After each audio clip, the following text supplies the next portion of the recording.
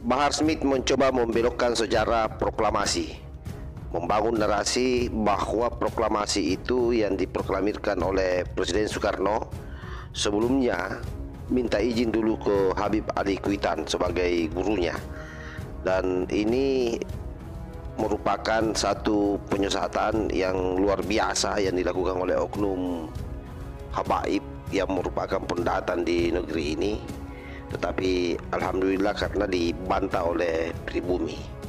Coba kita dengar bagaimana paparan Bahar Smith dan salah seorang oknum habaib yang lain. Ketika itu wilayah Habib Ali sedang beramal Al-Habsyi Kuitan yang merupakan gurunya Soekarno. Besok yang menentukan hari kemerdekaan Indonesia itu Habib Ali Kuitan.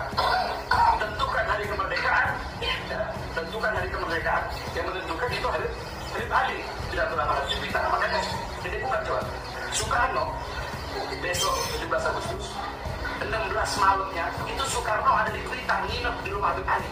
Makanya ketika mau proklamasikan kan agak telat di koran-koran Belanda.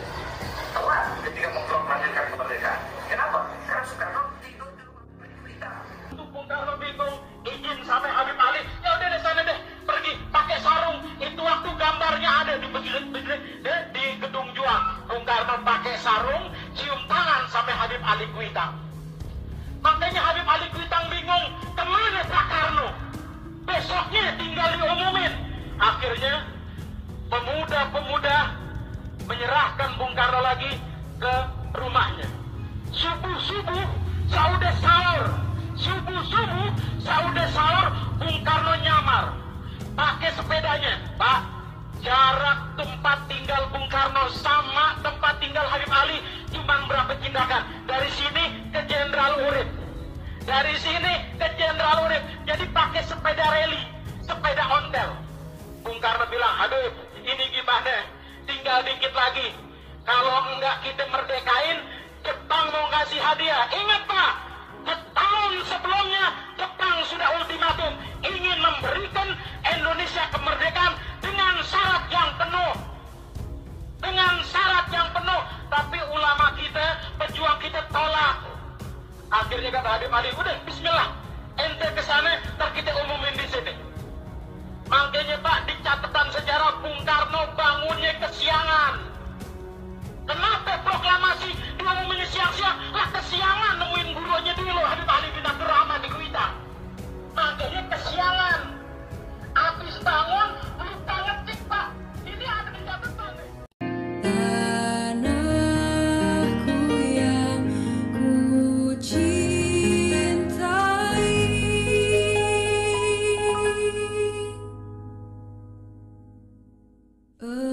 engkau ku hargai.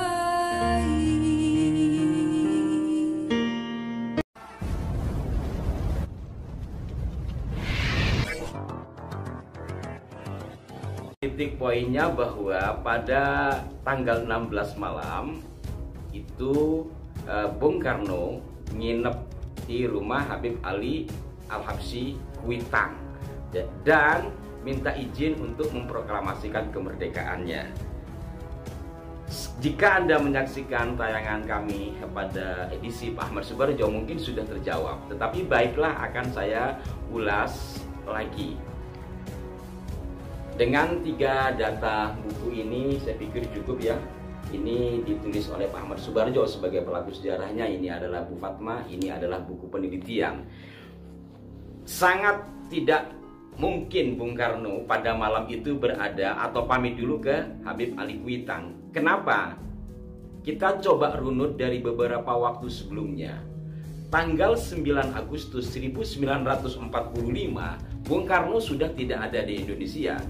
Beliau pergi ke Dalat atau daerah Saigon untuk menemui petinggi Jepang di sana.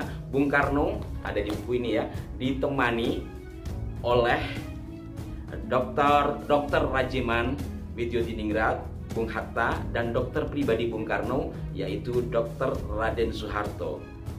Selama beberapa hari di sana dari tanggal 9 Agustus, tanggal 14 sore baru beliau sampai ke Jakarta. Pada tanggal 14 sore itu kondisi di Jakarta, terutama oleh kaum muda itu sudah heboh karena kaum muda sudah mendengarkan informasi atau mendapat informasi dari Radio Australia bahwa Jepang sudah menyerah ke sekutu karena kena bom. Kemudian keesokan harinya tanggal 15 pagi terjadi diskusi antara Syahrir dengan Bung Karno di kediamannya di Pegangsaan 56, di mana kaum muda menghendaki segera merdeka tanpa menunggu Jepang karena Jepang sudah kalah.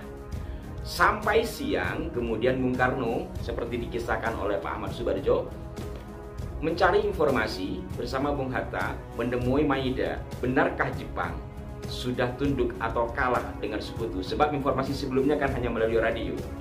Maeda tidak bisa memberikan jawaban dengan pasti. Kemudian pada siang hari juga dikisahkan dari dua buku ini, ya, 15 siang hari itu datanglah utusan ke rumah Bung Karno, kaum muda yang menghendaki segera Bung Karno dan Bung Hatta untuk memproklamasikan kemerdekaan. Jadi sehari itu penuh dengan ketegangan antara kaum muda dengan kaum tua. Kaum muda ini ya diantaranya adalah Sultan Syahrir, Wikana, Sukarni, Khairil Saleh dan lain-lain. Sementara kaum tua adalah Bung Karno, Bung Hatta, Ahmad Subarjo yang ada pada panitia persiapan kemerdekaan. Singkatnya, tanggal 15 malam, dua buku ini mengisahkan sekitar pukul 11 Pak Ahmad Subarjo mendatangi kediaman Bung Karno. Ternyata di sana sudah ada Wikana dan kawan-kawan. Wikana ini adalah kelompok pemuda untuk kemerdekaan dan beberapa sahabatnya. Di situ juga ada Bung Hatta. Terjadi perdebatan panas. Bu Fat juga sampai gemeter dalam bukunya mengisahkan apa yang diperdebatkan. Pokoknya Bung Karno dan Bung Hatta besok segera memerdekakan negeri ini. Terjadilah ketegangan sampai Bung Karno juga marah. Singkatnya, jam 11 sampai setengah 12 selesai. Pada malam itu adalah malam Ramadan. Sekitar waktu sahur, rumah Bung Karno diketok orang. Ternyata yang mengetok adalah Sukarni dengan membawa senapan, yang mana kedatangan Sukarni bersama anggota PETA yang lain itu adalah untuk membawa Bung Karno. Setelah Bu Fat juga ikut masuk ke dalam mobil, ternyata di mobil sudah ada Pak Hatta. Jadi pada sekitar waktu sahur itulah Bung Karno, Bung Hatta, termasuk akhirnya Bu Fat dan Guntur Bayi pada saat itu dibawa oleh kelompok PETA.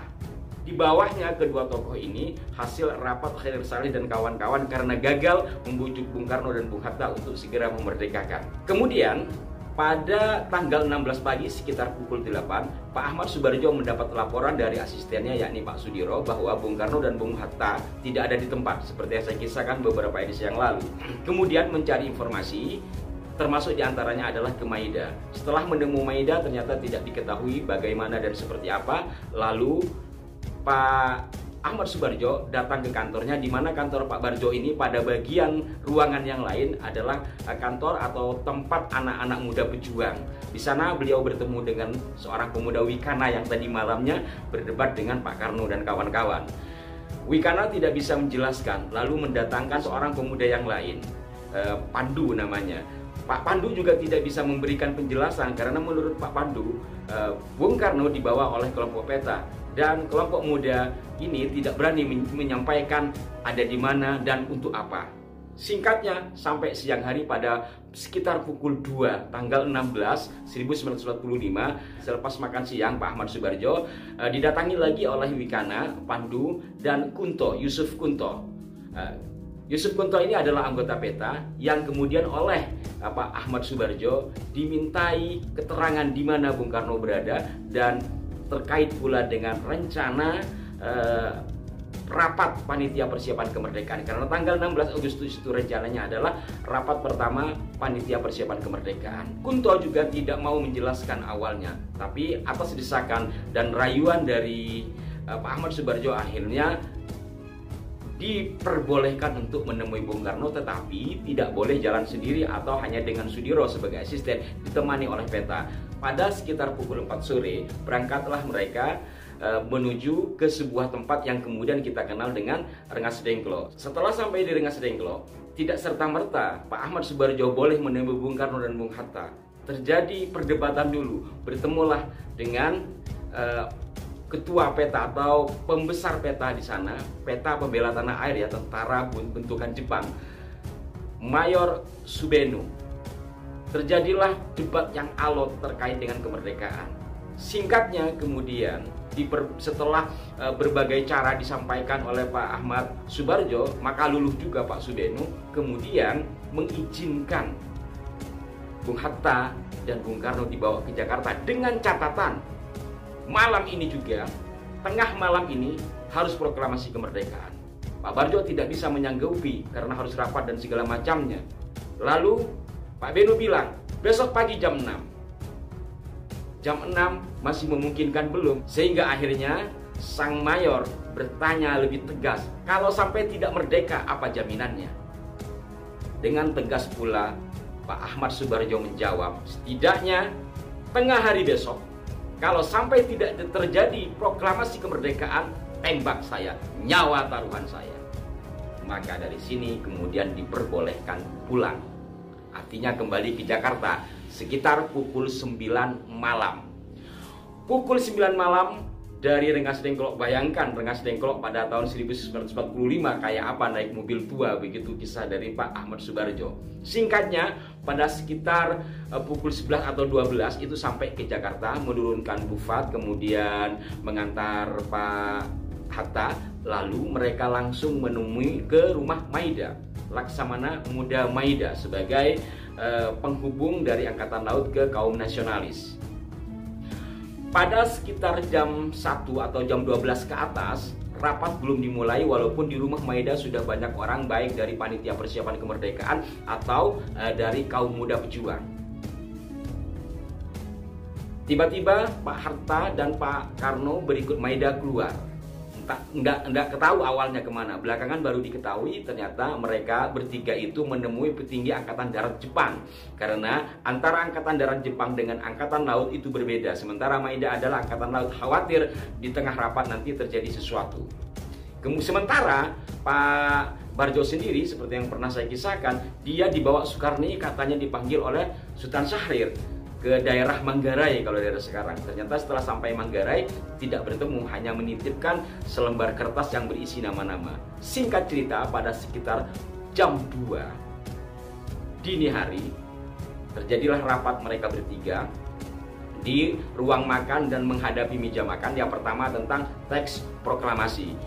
Pak Soekarno menanyakan kepada Pak Barjo yang merupakan panitia 9 tentang pembukaan Undang-Undang Dasar. Dan disitulah kemudian disusun secara bertiga. Singkatnya kemudian terjadilah penulisan teks proklamasi yang ditulis tangan oleh Pak Karno, tetapi berdasarkan pemikiran 3 orang ini. Lalu selesai ditulis, dibaca di depan forum. Ketika dalam pembacaan forum ini terjadi perdebatan, termasuk ketika siapa yang akan menandatangani. Ini terjadi perdebatan alot. Alhamdulillah, berkat kecerdikan Suyuti Melik, kemudian yang menandatangani hanya atas nama bangsa Indonesia adalah Soekarno dan Hatta. Sebelumnya sangat ribet, terutama juga pada kalimat yang ditulis oleh Bung Karno atas masukan 2 sahabatnya ini. Ini juga sempat mendapat protes dari Soekarni. Singkatnya kemudian menyetujui, dan ketika teks itu diketik oleh Suyuti Melik, Bung Karno, Bung Hatta, dan Pak Barjo makan sahur. Selesai makan sahur, dibaca di depan forum, kemudian diputuskan. Lalu diputuskan juga bagaimana cara di mana tempat upacaranya, bagaimana memproklamasikannya. Jadi alotlah pada saat itu sampai jelang subuh. Hingga kemudian pada pukul 6, menurut keterangan dari Pak Ahmad Subarjo, mereka pulang dari kediaman Maida. Menurut Bu Fatmawati, mereka pulang pada pagi hari atau subuh. Ringkasnya dari semua uraian ini, kira-kira pada jam berapa Bung Karno mampir atau pergi ke Habib Ali Kuitang untuk meminta restu guna memproklamasikan, apalagi disebut nginep. Jauh sekali apa yang disampaikan 2 orang dalam video tadi dengan keterangan pelaku sejarahnya. Maka dengan demikian, jika ditarik kesimpulannya sesuai dengan data-data yang ada, 2 orang yang menyampaikan kisah tentang Bung Karno nginep di rumah Habib Ali Kuitang menjelang proklamasi kemerdekaan itu adalah bohong. Sebab tidak sesuai data. Bagaimana mungkin? Apalagi Bung Karno kondisinya juga akhirnya sakit dan diobati oleh Dr. Soeharto. Kiranya para pemirsa sudah dapat memahami dari semua uraian ini. Dan mudah-mudahan tidak ada lagi pembelokan sejarah. Mohon maaf jika ada kekeliruan. Sampai jumpa. Wassalamualaikum warahmatullahi wabarakatuh.